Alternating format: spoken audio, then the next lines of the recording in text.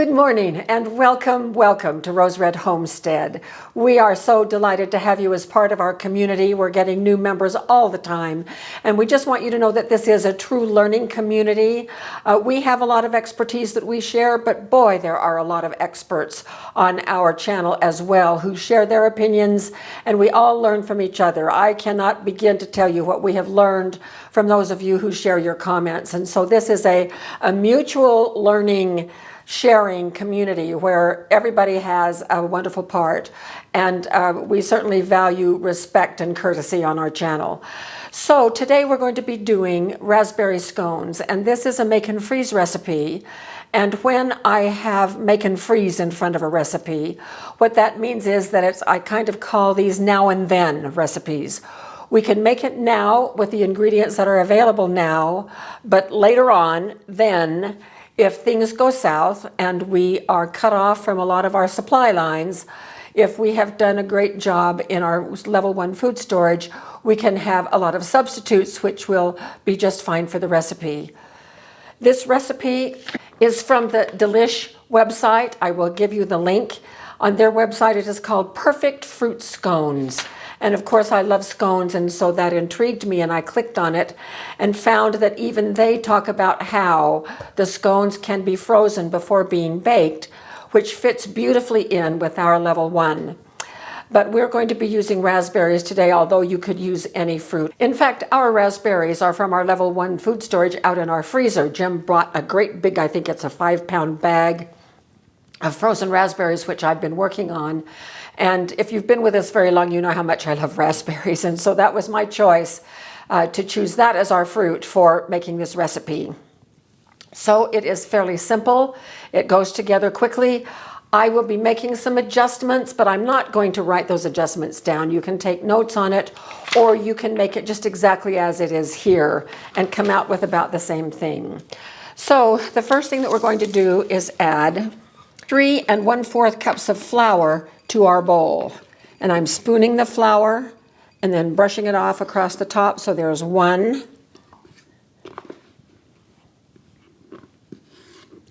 2,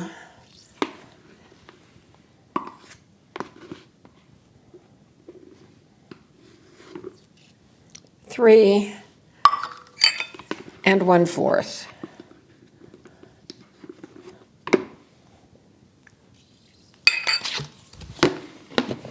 All right, setting the flour aside. To the flour, we are going to add 1/3 of a cup of sugar, 2 tablespoons of brown sugar, and we are going to add, let me see, double checking here,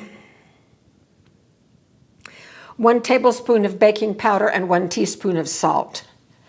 And then we're just going to mix those together.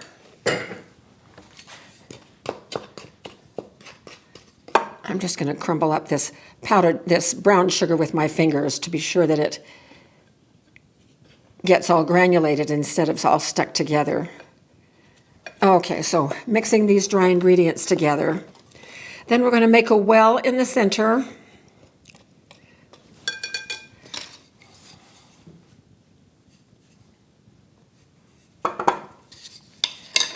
All right, now, all of the ingredients that are in the bowl are ingredients that I have plenty of.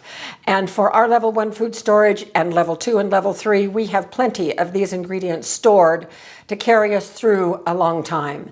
And so I'm not going to offer any substitutes for those things. But here we go with some ways that we can substitute. Now, today we're going to be using fresh eggs. It says to beat these eggs first. I just don't bother. I'm just going to put them right down in the well.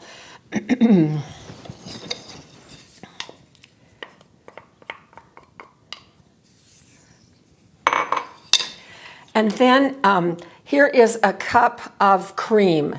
Normally, I do not have cream in my refrigerator, but we still had a little left over from Christmas. So it is over a month old now, and still it has not expired on the carton. It still smells good, and I had a little taste, and so it tastes good too.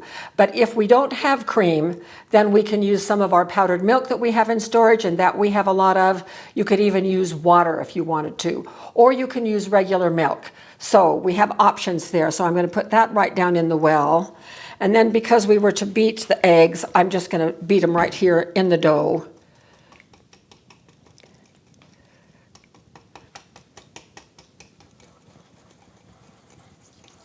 and then pull in the other ingredients. And I forgot one important thing.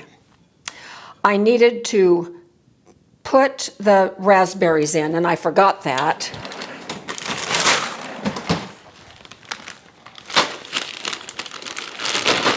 And it is a cup of raspberries.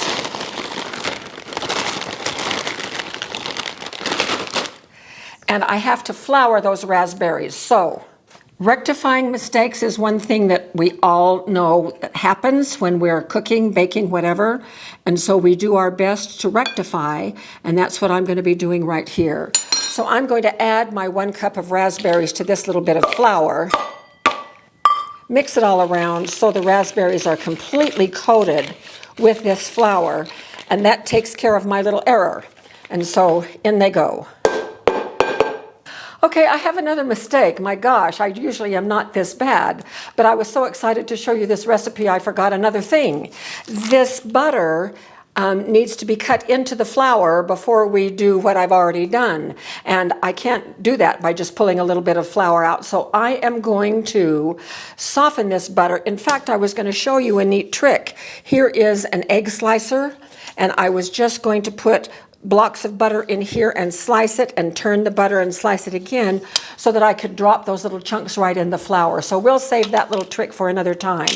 So I am instead going to melt this butter so that it will be added as a liquid rather than cut into the flour. It'll make a little bit of difference in the texture, but not in the taste. I just used this bowl that I did the flour and the raspberries in to melt the butter. And here it is. You can see there's still some little lumps in there, but they're very soft. So it's liquid and very, very soft butter. So we're now going to add that to our mixture.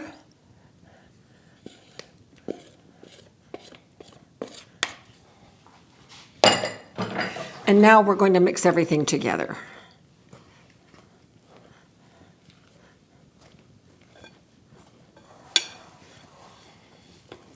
These scones are really, really wonderful.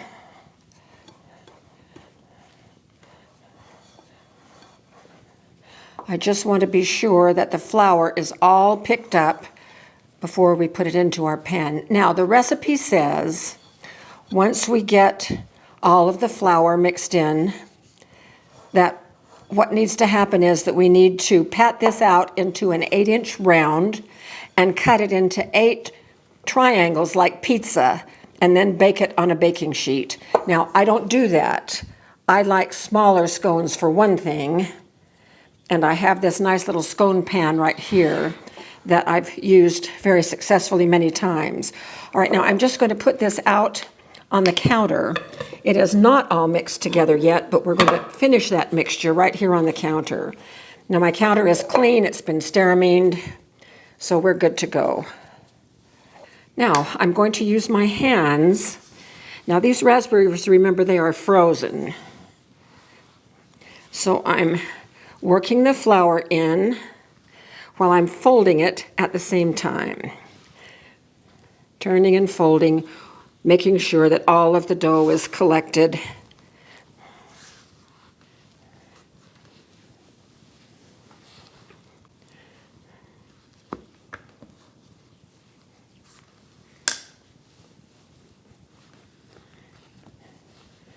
And I'm making this log.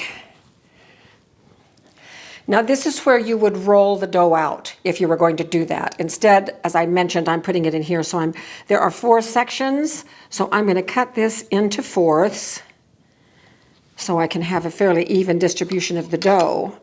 And then I'm just going to push it down to fill these little slots in this pan.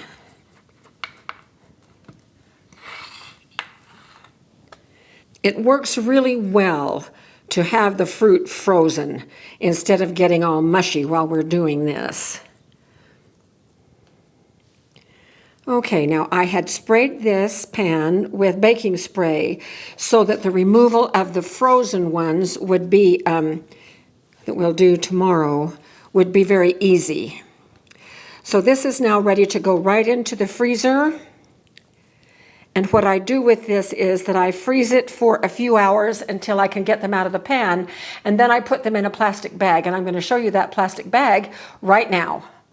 Just to continue with a couple of more substitutions, I got flustered when I realized about the butter and forgot to tell you that with butter, even though I used a cube of regular butter this time, we have plenty of ghee. We have a year's supply of ghee on our shelves. Ghee is shelf stable, and I will put the video showing how to make your own ghee at the end of this one, so you can start that process if you haven't already and wish to. And then the other thing, of course, is the eggs. Now, my daughter is keeping us in eggs right now, thankfully, with egg prices going through the roof. But we also have lots of freeze-dried eggs. So you could use freeze-dried powdered eggs reconstituted in here. And either you can freeze-dry your own, or if that's not available to you, powdered eggs are available in number 10 cans. And if you watch the sales on good brands of those in number 10 cans, you can usually find them for a fairly reasonable price. All right, to continue. So yesterday I made a batch, and here they are, frozen solid, taken out of that pan. And the great thing about doing it this way is that we can take out however many we wish. And it makes 16, and that's way too many for Jim and me. So 4 is good. That will give us a couple to either snack on or have for breakfast or whatever. And then I can just put the rest of these right back in the freezer for next time. I have very little of this cream left, but it calls for a little bit to brush on the top. So we're going to do that.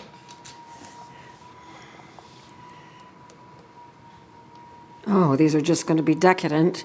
And, you know, you could substitute with just milk if you wanted to, or you could even skip this step.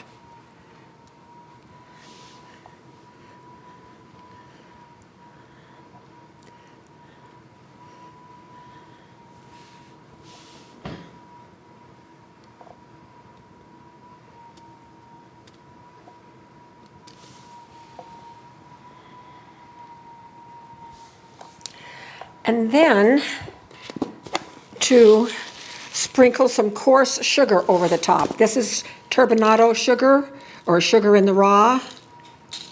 So just a few little sprinkles here.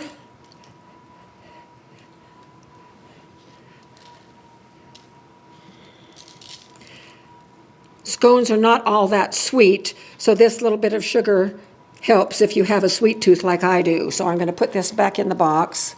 And these will go right in the oven, and normally they bake for about 20 to 22 minutes, but because these are frozen, we have to add extra time. So it will be 25 to 27 minutes before these are done, so we will be back when they're coming out of the oven. Well, these turned out lovely. Here they are. And you can see they're nice and brown on the bottom. Places where the raspberries were touching the bottom got a little bit over browned, but that's not a big deal. So I'm just going to take a little taste of these, and we can check on how the taste is. The sugar that we put on the top, the cream has disappeared. The sugar has left a glistening little crust on the top, so it should be pretty nice.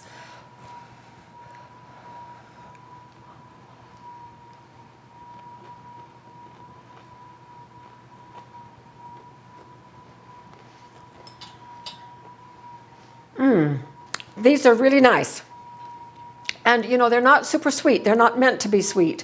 And so they're a great accompaniment for breakfast, like with scrambled eggs and bacon, just a little bite of bread, like a biscuit, but with a little fruit added. So these are lovely.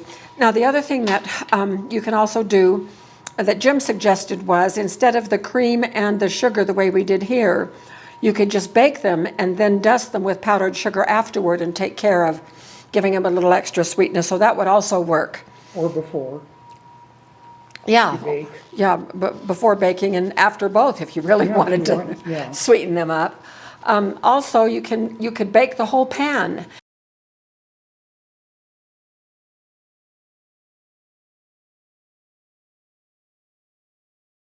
and then you could freeze the baked versions and then just pull out what you want to thaw and warm up in the microwave as well. So this is a very versatile recipe. So let us know if you try this out, and if you have other things that you would like to suggest that would work with doing exactly like this, please put that in the comments. We'd love to hear what you have to say. So thanks so much for being with us, and we will see you very soon for more videos.